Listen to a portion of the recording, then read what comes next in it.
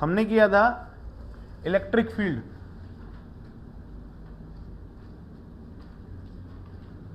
Due to uniformly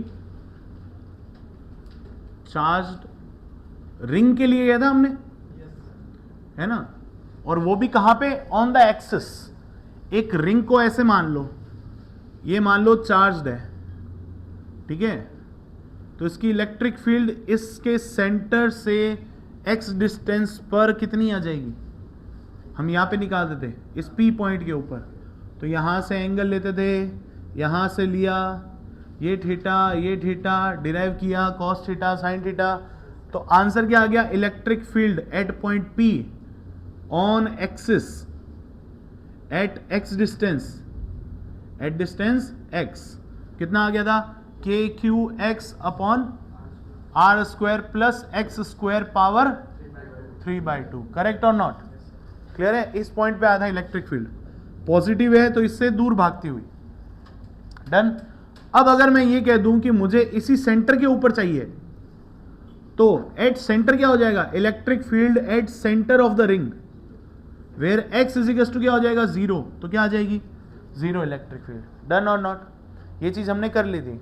अगर हम इसका ग्राफ बनाएं तो ग्राफ क्या बनेगा, देखो सबसे पहले सेंटर है तो x इज इक्वल टू 0, तो यहां पे जाएगा x is equal to x के ऊपर। अगर इनफाइनाइट जा रहा है तो ग्राफ यहां से स्टार्ट होगा, मैक्सिमम जाएगा, मैक्सिमम जाने के बाद में नीचे होके एजिम्प्टोटिक हो जाएगा, यूं चला जाएगा, इसको बोलते हैं एजिम्प्टोटिक ग्राफ, हॉरिजॉन पे, ठीक है। ये हो जाएगा E, ये हो गया x, तो इनफाइनाइट तक जाता रहेगा।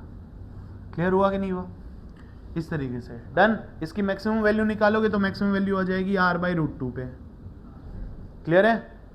अब एक और बात सुनो, अगर मैं आपको कर्व के लिए बना दूं, वो भी कर्व कौन सा होना चाहिए, एक सर्कुलर आर्क हो गया, मान लो अगर हम किसी सर्कुलर आर्क के लिए जो थीटा एंगल के ऊपर है उसके लिए इलेक्ट्रिक फील्ड निकाल लें और उसका एक जनरलाइज फॉर्मूला बना लें, उससे हमें फायदा क्या होगा, उससे हमें यह फायदा हो जाएगा, पहली बात हमें रिंग के सेंटर पे मिल जाएगा, हाफ रिंग हो तो भी काम चल जाएगा, फुल रिंग हो जाएगी तो भी काम चल जाएगा, क्वार्टर रिंग होगी तो भी काम चल जाएगा, और 30 डिग्री के ऊपर कोई रिंग होगी तो भी काम चल जाएगा।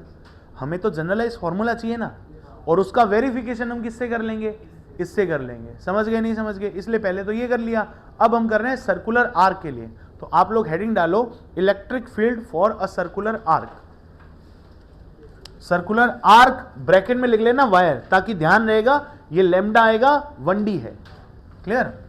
चलो बनाते हैं, गौर से समझना, बहुत इंपॉर्टेंट है ये। Electric field for a circular arc, bracket में लिख लेना वायर,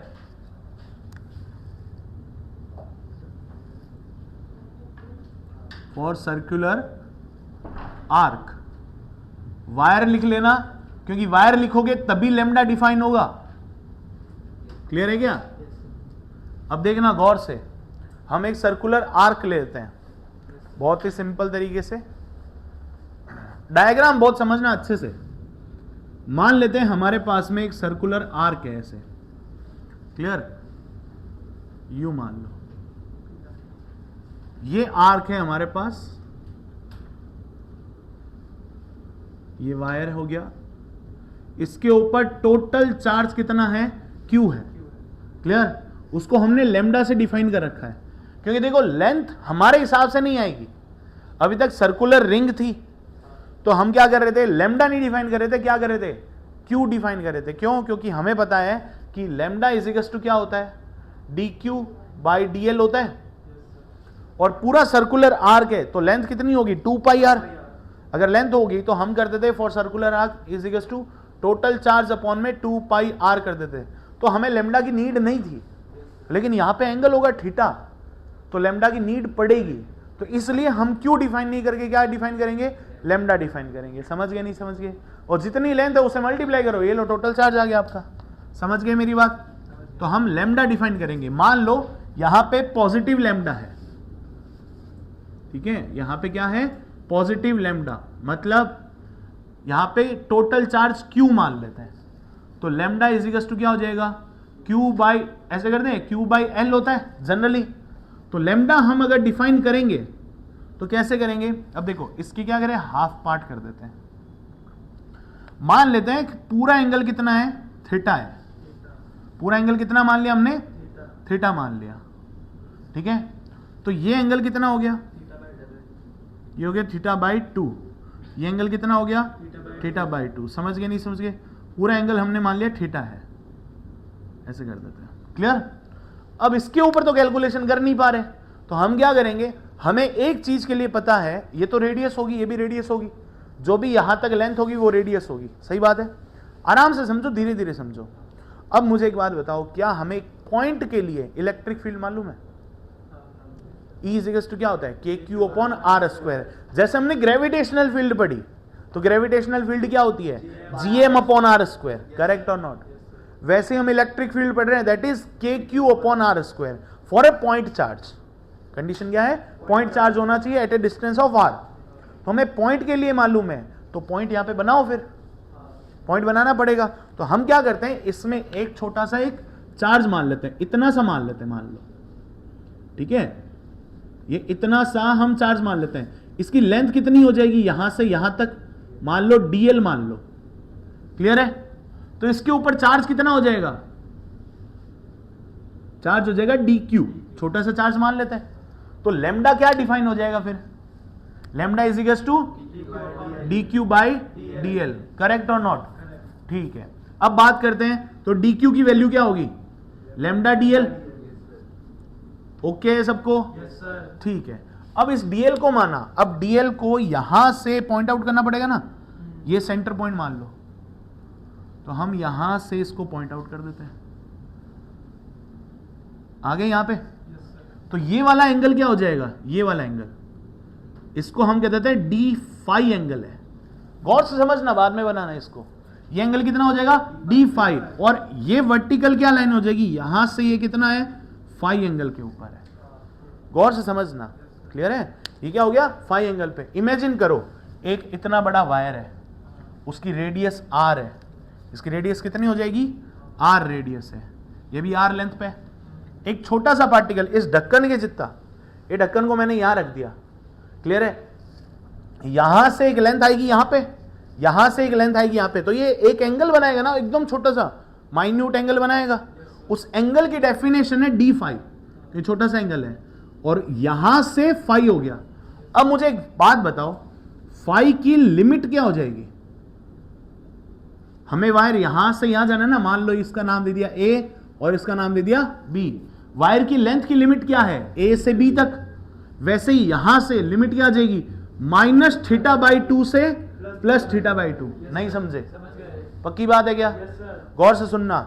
मैं यहां पे रेफरेंस लेके बैठा हूं और मुझे ये डी वाई एंगल है, मेरा पॉइंट यहां पे है, तो उसको पूरी लेंथ कवर करने के लिए मैं क्या बोलूंगा, माइनस थीटा बाई 2 से लेके आप प्लस थीटा बाई 2 तक चले जाओ, तो पूरी लेंथ कवर हो जाएगी।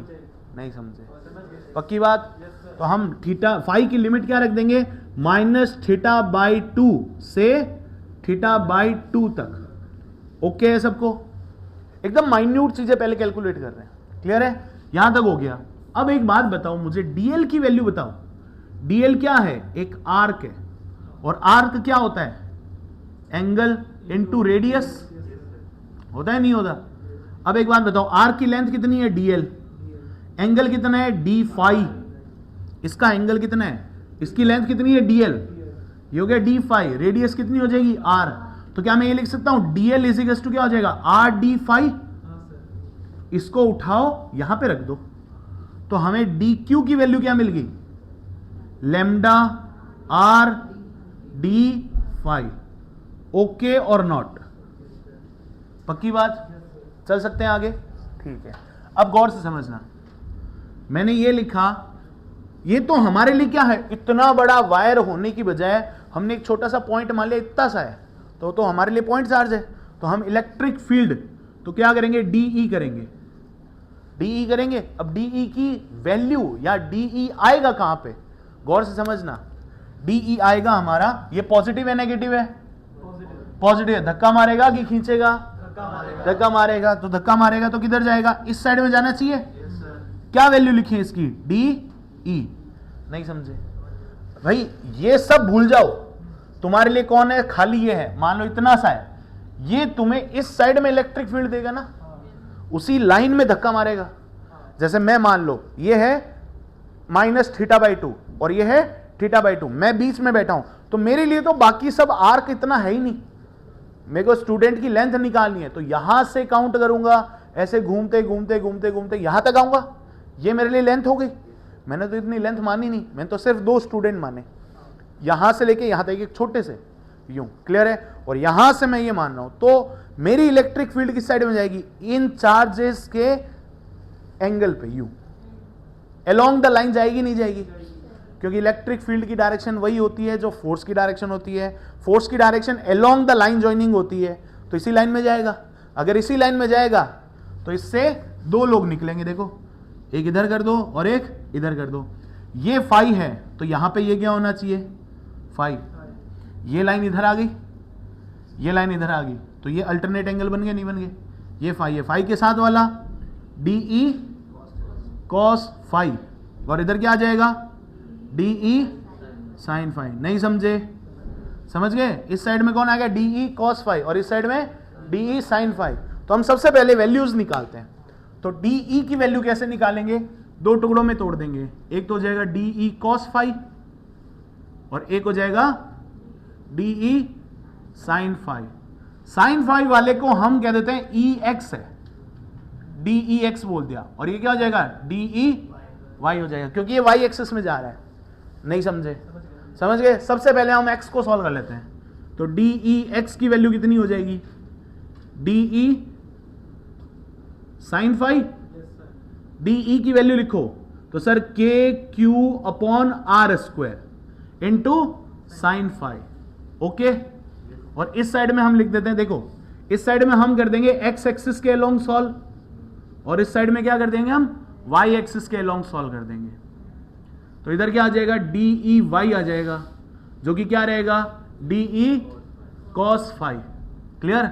वैल्यूज पुट कर दो, के पड़ा है, डी क्यू की वैल्यू क्या है भाई, लैम्डा आर डी फाई, तो ये हो जाएगा lambda R D phi sine phi, correct, upon क्या आ जाएगा, आर स्क्वायर, स्क्वायर से ये निपट गया, ठीक है। यहां पे किया तो क्या आ जाएगा, K D Q upon are square into cos phi, value put की, के डी क्यू की वैल्यू क्या है, लैम्डा आर डी फाई, तो हमने वैल्यू पुट कर दी lambda R D phi cos phi divided by r square, square से ये मर गया।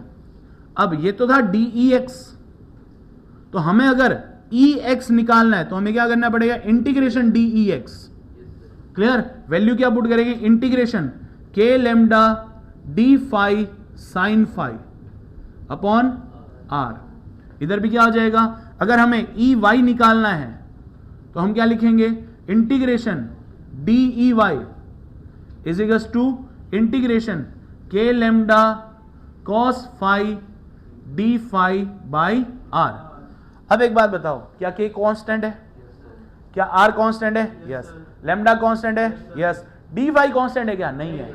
यहां पे लिमिट किसकी आएगी, फाई की लिमिट आएगी, फाई की लिमिट क्या है, -θ/2 से θ/2, करेक्ट। यहां पे भी -θ/2 से θ/2, करेक्ट। यहां से ई एक्स की वैल्यू निकाल लो बाहर, के लैम्डा बाई आर आ गया, इंटीग्रेशन कर दो साइन फाई डी फाई -θ/2 से θ/2, इधर कर दो, ई वाई की वैल्यू क्या आ जाएगी, k lambda by are into cos phi d phi -θ/2 से θ/2, वैल्यू पुट की, तो के लैम्डा बाई आर आ गया। साइन का इंटीग्रेशन क्या होता है, माइनस कॉस होता है, तो माइनस का कॉस फाई, कहां से कहा, -θ/2 से +θ/2। ई वाई की वैल्यू क्या आ जाएगी, ये तो ई एक्स की वैल्यू थी, वैल्यू पुट करो तो क्या आ जाएगा, के लैम्डा बाई आर, वैल्यू क्या होती है, कॉस फाई का इंटीग्रेशन साइन फाई प्लस का, तो हो जाएगा साइन फाई, अंदर क्या आ जाएगा, -θ/2 से θ/2, वैल्यू पुट करो तो माइनस तो बाहर ले लिया, अंदर क्या बच जाएगा, upper limit cos theta by 2 minus cos minus theta by 2। Clear है? ये तो दोनों सेम होते हैं, तो कैंसिल हो गए, तो आंसर क्या आ जाएगा 0। तो ई एक्स कितना जाएगा 0। मतलब इस डायरेक्शन में तो कोई भी इलेक्ट्रिक फील्ड नहीं होगी, इस लेंथ के परपेंडिकुलर ही जाएगी, तो पैरेलल नहीं जाएगी। क्लियर हुआ? इसको वैल्यू निकालते हैं, क्या हो जाएगा, ई वाई की वैल्यू निकालो, K lambda by R, value put करो, साइन फाई और कॉस फाई की वैल्यू पुट करो, तो ये क्या हो जाएगा, यहां पे sine theta by 2 minus sine minus theta by 2, तो ये प्लस हो जाएगा, तो 2 आ जाएगा, तो क्या लिखें, E Y is equal to 2 के lambda by are sine theta by 2। Correct और नॉट? तो ये आंसर फाइनल आया। तो क्या हम ये बोल सकते हैं यहां से एकदम फाइनल वैल्यू पे कि electric field due to arc is equal to क्या आना चाहिए, 2 के lambda by are into sine theta by 2। अब मुझे यहां से एक बात बताओ, अगर मैं फुल रिंग मानता, ठीक है, फुल रिंग, आर्क नहीं है, कितनी है, फुल है, तो कंप्लीट एंगल कितना होता है सर्कल का, 360 डिवाइड करो 360 बाई 2, 180, साइन 180 कितना, 0। आंसर क्लियर है? अब इससे हम डिराइव करेंगे quarter ring, half ring, full ring या 3/4 रिंग। कर सकते हैं, जैसा दे वैसा क्वेश्चन कर सकते हैं। नहीं समझे? समझ गए? ये फाइनल आंसर है, इसको नोट करो, फिर इसके नीचे केस लिखते हैं 2। डन? करो, नोट करो।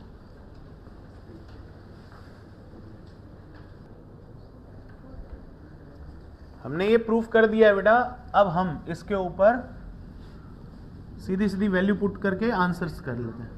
हो गया?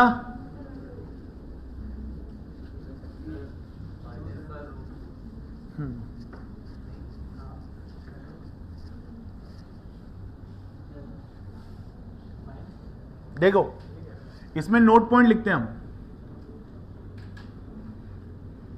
हमें पता है आर के लिए कितना हो जाएगा, E इज इक्वल टू 2 के lambda by are sine theta by 2।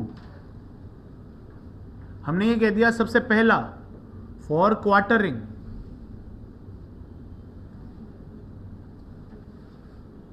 Theta कितना होना चाहिए, 90 डिग्री। जैसे कि ये एक्सिस बनाई, यहां पे एक रिंग है ऐसे जिसके ऊपर पॉजिटिवली चार्ज है, अगर पॉजिटिव है तो इस साइड में जाएगा इलेक्ट्रिक फील्ड। अरे समझे नहीं समझे? इस साइड में जाएगा ये इलेक्ट्रिक फील्ड, तो हम इसके ऊपर क्यों चार्ज है, तो हम क्या बोलेंगे, यहां से बताओ, electric field due to quarter ring is equal to 2 के lambda by are sine 90 by 2, 45, 1/√2, 1/√2 से √2 घट गया, तो क्या आ गया, √2 के लेमडा बाई, तो ये हो गया E 1/4 के लिए। ठीक है? ये जाएगा किस साइड में, इस साइड में। अगर ये नेगेटिव होता तो इस साइड में जाता। ठीक है? मैं सिर्फ मैग्नीट्यूड बता रहा हूं, डायरेक्शन हम डिसाइड करेंगे। क्लियर है? पॉजिटिव से दूर जाती हुई, नेगेटिव के पास आती हुई, ये ध्यान रखोगे आप लोग। Second case for half ring क्या हो जाएगा, हाफ रिंग के लिए निकालो, थीटा 180, ऐसा कुछ हो जाएगा। मान लो यहां पे पॉजिटिव चार्ज है, तो यहां से इलेक्ट्रिक फील्ड इस साइड में आती हुई हो जाएगी। क्लियर हुआ? इस E की वैल्यू क्या लिखोगे, 180 रख दो, थीटा की वैल्यू कितनी हो जाएगी 180, तो यहां से रखोगे E की वैल्यू क्या होगी, 2 के lambda by are sine 180 by 2, 90, sine 90 हो गया 1, तो आंसर क्या आ गया, electric field due to half ring is 2 के लेमडा बाई आर। अब मैं पहले 3/4 के लिए करवाऊं तो 270 बाई 2। ठीक है? इससे अच्छा 3/4 का बनाना चाहो तो क्या हम ऐसे नहीं बना सकते, गौर समझना, ये हो गया हाफ और ये हो गया 1/4, ऐसी रिंग आएगी। इसकी वजह से ये देखो, इसकी वजह से इस साइड में, ठीक है, और इसकी वजह से इस साइड में, तो इन दोनों का इस साइड में आना चाहिए, नहीं आना चाहिए। क्लियर है? ऐसे बना सकते हैं। देखो मैंने फर्स्ट ये बना दिया, सेकंड ये बना दिया, क्या ये क्वार्टर रिंग और एक फुल रिंग, इन दोनों का कॉम्बिनेशन हो जाएगा नहीं हो जाएगा? हो जाएगा ना, बस आंसर हो गया। और कोई कहता है नहीं सर मैं तो एक काम और करना चाह रहा हूं, गौर से समझना आप भी। मैं कहा चलो ठीक है समझ लेते हैं। सर अगर मैं इसको 2 टुकड़ों में नहीं बांट के 3 टुकड़ों में बांट दूं तो ये फर्स्ट, सेकंड और ये कितना हो गया? थर्ड। इसकी वजह से, फर्स्ट की वजह से इस साइड में, सेकंड की वजह से इस साइड में, थर्ड की वजह से इस साइड में आ जाएगा। तो इससे तो ये मर गया, तो आंसर क्या आ गया? √2 इस साइड में। हो गया खत्म। ऐसे भी कर सकते नहीं कर सकते? नहीं समझे? समझ गए? बस इतना सा। फुल रिंग के लिए क्या हो जाएगा? 0। हो गया, डन। अब चलो और एक और क्वेश्चंस करते हैं। क्वेश्चंस के बाद में आएंगे, एक पहले कर लेते हैं वायर के लिए, ठीक है? तो हेडिंग डालो electric field for a charged wire. Electric field for a straight charged wire लिख लो, क्योंकि कर्व्ड तो हमने कर लिया है। Straight charged wire, electric field for straight charged wire.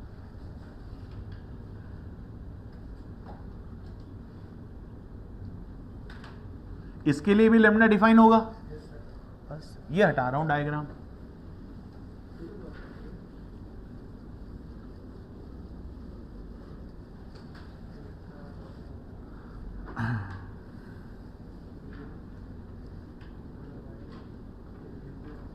मान लो पॉजिटिवली चार्ज्ड है ऐसे, ठीक है? और यहां कहीं हम बैठ जाते हैं। देखो मैं सिमेट्रिक जगह पे नहीं बैठा जानबूझ के, क्यों? क्योंकि हम लेंथ ऐसे डिफाइन कर सकते हैं। मान लो ये अल्फा हो गया और ये क्या हो गया? बीटा हो गया। टोटल लेंथ कितनी है? L मान लेते हैं इसकी लेंथ, ठीक है? तो इसके ऊपर पॉजिटिव टोटल चार्ज Q मान लिया, तो लैम्डा की वैल्यू क्या होगी? Q/L होगी नहीं होगी? अरे समझ गए नहीं समझ गए? और वही सिचुएशन अल्फा और बीटा। अल्फा कैसे काउंट करते हैं हम? ऐसे काउंट करते हैं। बीटा कैसे काउंट करें? ऐसे। तो बीटा तो नेगेटिव हो जाएगा। अरे हो जाएगा नहीं हो जाएगा? हम ऐसे कह रहे हैं कि हम यहां खड़े हैं, ठीक है? और इस पूरे लेंथ को हम देखेंगे कैसे? माइनस बीटा से लेके प्लस अल्फा तक। नहीं समझे? बाउंसर जा रहा है, समझ गए? गौर से सुनो। मान लो वो सामने वाली दीवार है और आपकी आंख यहां पे एकदम सामने देख रहे हो आप। क्लियर हुआ कि नहीं हुआ? उसको नीचे से ऊपर देखना है, तो आप अपनी गर्दन इस रेफरेंस से पहले नीचे लेके जाओगे फिर ऊपर लेके जाओगे ना। क्लियर हुआ? तो आप क्या कर रहे हो? ये रेफरेंस, इस रेफरेंस से पहले आप माइनस बीटा गए, फिर आप प्लस अल्फा आए। अब समझ गए होंगे? पक्की बात है? तो हम अगर कोई भी एंगल यहां से डिफाइन करें और उसकी रेफरेंस लाइन हॉरिजॉन्टल माने, तो हम कहां से कहां जाने की कोशिश करेंगे? माइनस बीटा से प्लस अल्फा। नहीं समझे? समझ गए? पक्की बात है? तो बनाओ ये डायग्राम साथ साथ में, और इसको उठा रहा हूं। हो गया ये वाला? ये वाला, ये वाला करना है, बाकी है। ये वाला तो क्वेश्चन में हो जाएगा बेटा, इसको तो करने की नीड ही नहीं है। ये हो गया आई गेस 1/4 का, हाफ का कर लो, फटाफट कर लो। हो गया? ये सबका हो गया क्या? चलो फिर हटा रहा हूं मैं इसको, निपटाओ। ये डायग्राम बनाते हैं। अब इसमें रेड से कर देता हूं मैं, ज्यादा इजी हो जाएगा।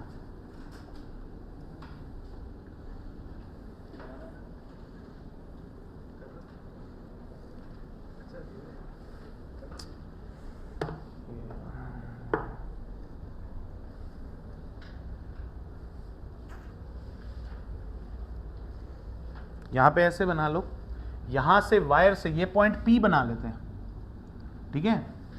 यहां से यहां तक की डिस्टेंस आप R मान लो, ठीक है?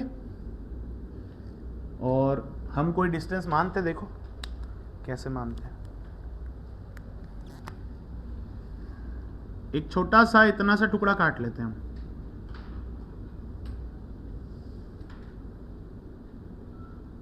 ठीक है? समझना गौर से, बाद में नोट करना, रुको डायग्राम पूरा बाद में बना लेना। इतना लंबा वायर है, उसमें से एक छोटा सा टुकड़ा काट लिया। इसकी लेंथ कितनी माने भाई? dl मान लेते हैं। dl पे चार्ज कितना हो जाएगा? dq। तो लेमडा की वैल्यू अभी क्या हो जाएगी? dq/dl। ओके है कि नहीं है? तो dq की वैल्यू क्या होगी भाई? लैम्डा डीएल, पहले भी यही किया था। मान लेते हैं ये जो लेंथ है वो हमारे रेफरेंस से y डिस्टेंस ऊपर है। रेफरेंस से कितनी दूर है? y डिस्टेंस ऊपर है। अब ये देखो, ये जो y डिस्टेंस है ये यहां पे एक एंगल बना रहा होगा जिसको हम नाम देते हैं थीटा, ठीक है, और ये भी एक एंगल बना रहा होगा। गौर से समझना, इसको हम क्या बोल देंगे? D theta. नहीं समझे? समझ गए? पक्की बात है। अगर मैं आपको ये बोल दूं कि डी थीटा की लिमिट पुट करनी है तो आप क्या पुट करोगे? माइनस बीटा से प्लस अल्फा, या प्लस अल्फा से माइनस बीटा, फिर नीचे जा रहे हो, उल्टी लिमिट पुट करनी पड़ेगी। क्लियर हुआ कि नहीं हुआ? बात तो एक ही है। यहां से यहां मेजर कर रहे हो, मैं ए पॉइंट यहां लिख देता हूं, बी पॉइंट यहां लिख देता हूं, अब तो रिस्ट्रिक्टेड हो गए ना, यहां से यहां तक मेजर करनी है। ए बी की लेंथ कितनी हो जाएगी? माइनस बीटा से प्लस अल्फा। क्लियर है सबको? ये लिमिट आ गई। इस लिमिट को प्रूफ करना पड़ेगा। पहले y की वैल्यू निकालो। y कैसे आएगा? क्या मैं ऐसे लिख सकता हूं? गौर समझना। अब देख लो, यहां से ये जो डिस्टेंस है उसको हम x मान लेते हैं। क्लियर? अब इस चीज को थोड़ा और अच्छे से डिफाइन करते हैं। मान लो आपके पास में ये वायर था, आपने ये डिफाइन किया, ये कितना बना? D theta. यहां से एंगल कितना है? थीटा एंगल है।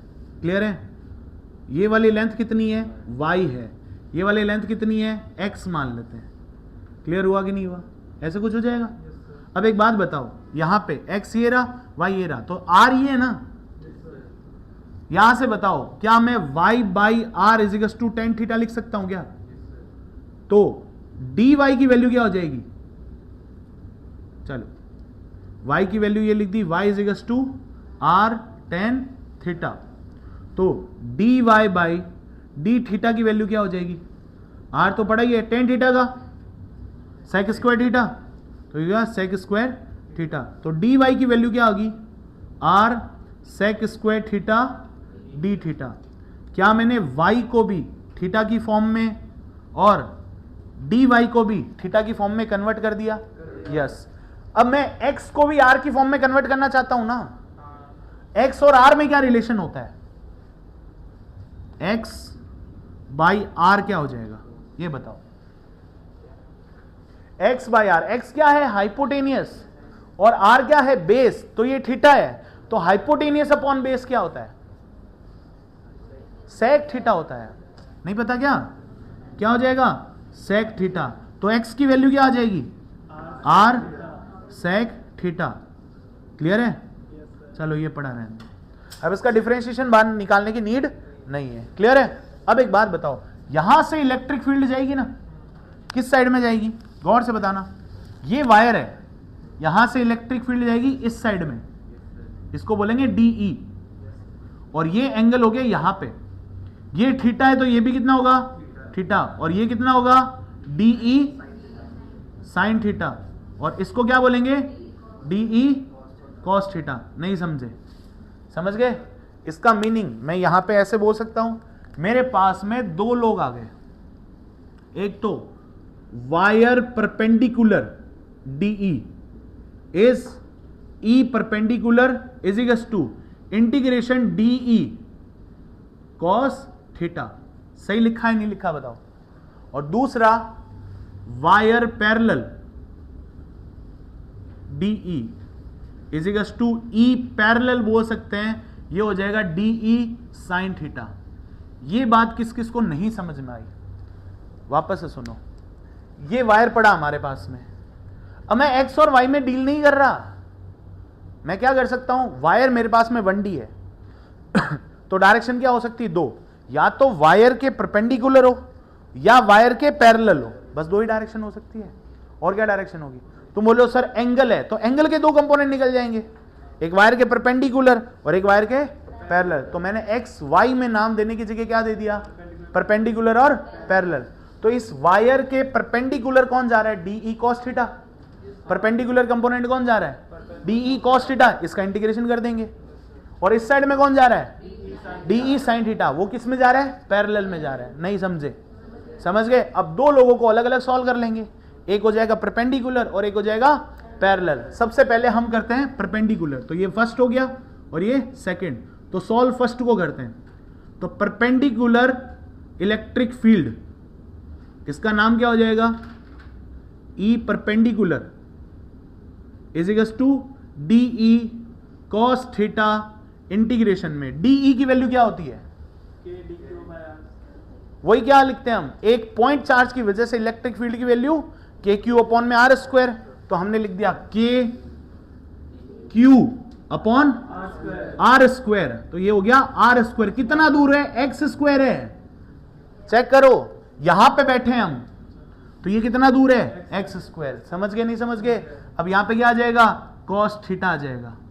अब डी क्यू की वैल्यू कितनी है भाई, के पड़ा है, डी क्यू की वैल्यू पुट करो, डी क्यू कहां गया, ये रहा, डी क्यू की वैल्यू है लेमडा इंटू डी एल, तो लेमडा डी एल पुट कर दो, तो के इंटू लेमडा डी एल, और यहां पे क्या आ जाएगा, upon x square cos theta. ठीक है, अब डी एल की वैल्यू क्या लिखोगे, चलो इसको भी सॉल्व करते हैं। यहां पे डी एल को क्या लिखोगे, आर्क क्या होता है, ये भी एक टाइप का आर्क है, एंगल इंटू रेडियस, तो क्या लिख दोगे, एक्स इंटू डी थीटा। नहीं समझे, इस x और डी थीटा को वहां पुट कर दो, तो क्या आ जाएगा, के लेमडा डी एल की value x into d theta cos theta upon x square, इससे ये मर गया, बाहर निकाल दो, के लेमडा अपनी जगह, डी थीटा की वैल्यू, तो चलो कॉस थीटा डी थीटा पड़ा है, अपॉन में x की वैल्यू क्या पुट करोगे, x कहां गया, r सेक थीटा, तो r क्या हो जाएगा, सेक थीटा, सेक थीटा ऊपर चले जाएगा, कॉस स्क्वायर थीटा बन गया। समझ गए नहीं समझ गए मेरी बात? इस तरीके से हम इसका और एक पैरेलल का दोनों का इंटीग्रेट कर सकते हैं। अब पहले डायग्राम बनाओ, फिर मैं इसको थोड़ा इलेबोरेट करता हूं, बड़ा बना देता हूं डायग्राम। समझ में नहीं आ रहा, कचरा हो रहा है क्या, बनाओ बनाओ फटाफट बनाओ।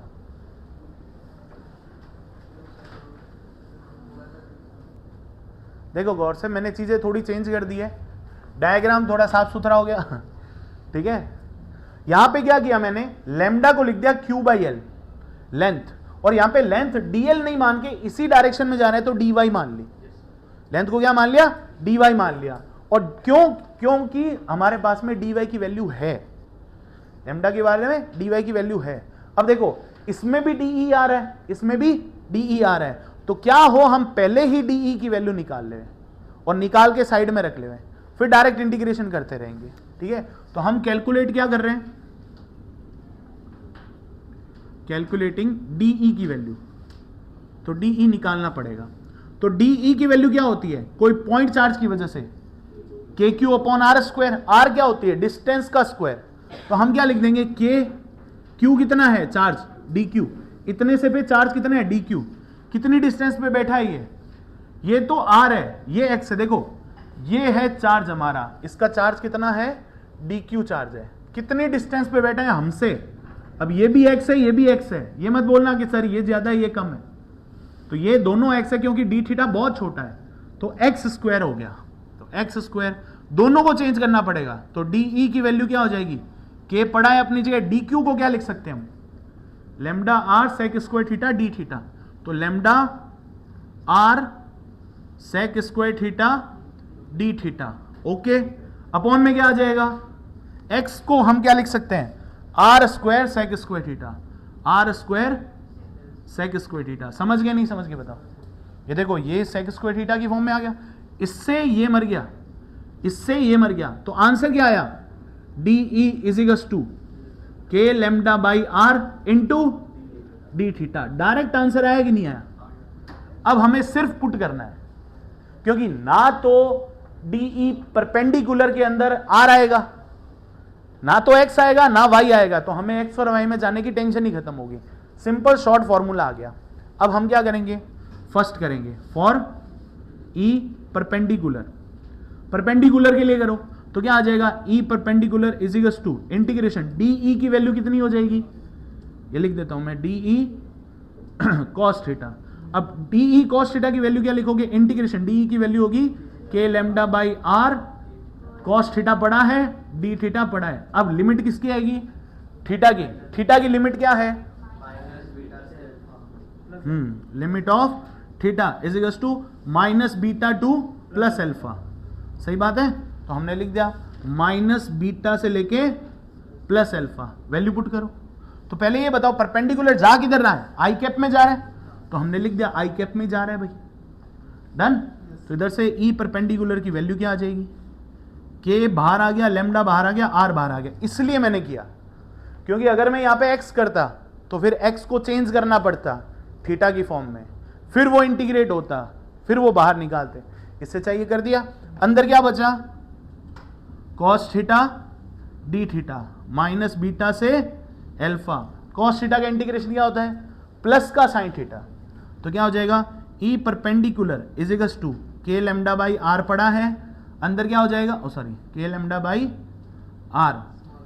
अब कॉस थीटा का इंटीग्रेशन साइन थीटा, तो upper limit alpha minus sine minus beta, तो वो प्लस हो जाएगा। तो आंसर आ गया प्लस का साइन बीटा। क्लियर है। तो ये फाइनल आंसर बना परपेंडिकुलर का। ठीक है, अब बनाते हैं पैरेलल का।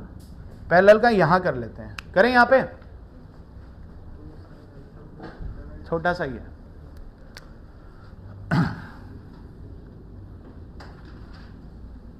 तो यहां करते हैं सेकंड, ई पैरेलल निकालना है।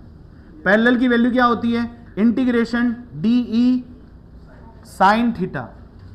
तो इंटीग्रेशन की वैल्यू, ये डी ई की वैल्यू कितनी है, के lambda by R D theta sine theta.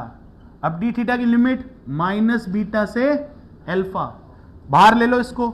तो ई पैरेलल क्या आ जाएगा, के लेमडा बाई आर बाहर आ गया।